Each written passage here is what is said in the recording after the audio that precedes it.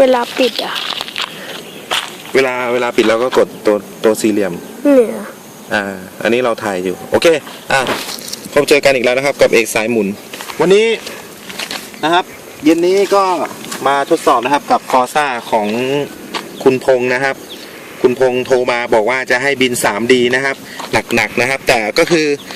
รีโมทก็เป็น T10 นะครับแล้วก็ตัวลำนี่ครับแต่ว่าจะเป็น3เซลล์เนี่ยผมไม่รู้มันจะหนักได้แค่ไหนนะครับต้องลองนะครับต้องลอง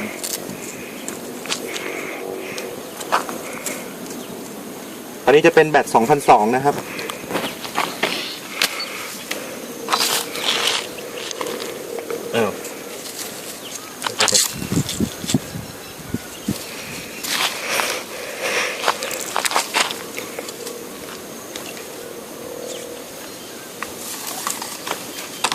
แบตเป็น 2002 ถ้าเป็น 22 มันก็ก้อนจะเล็กหน่อยก็จะใส่คานูปีแบบนี้ได้นะครับ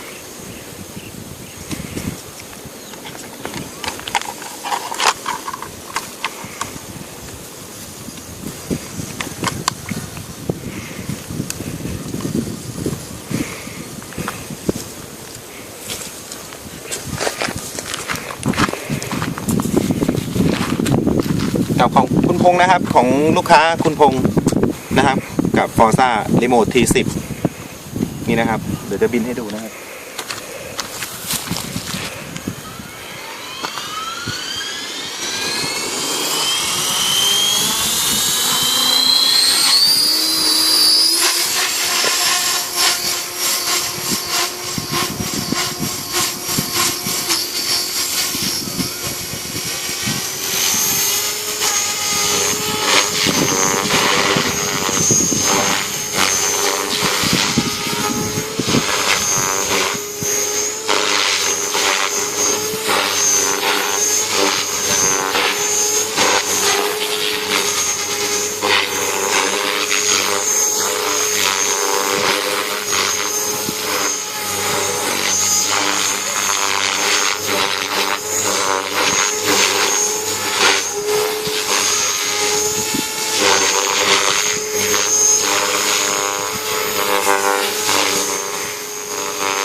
พอบินได้นะครับพอ3Dเบาๆได้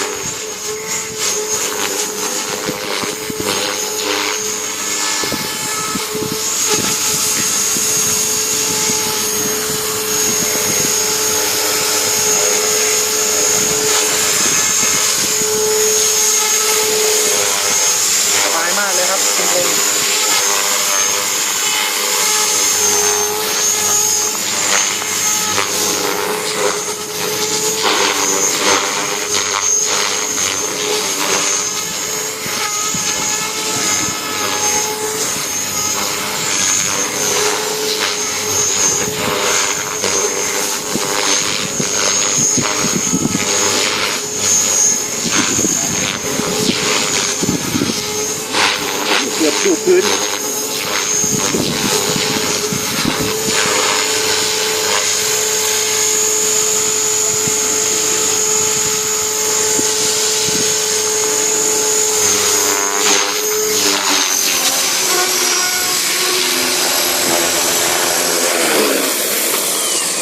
จัดแล้วนะครับคุณพงษ์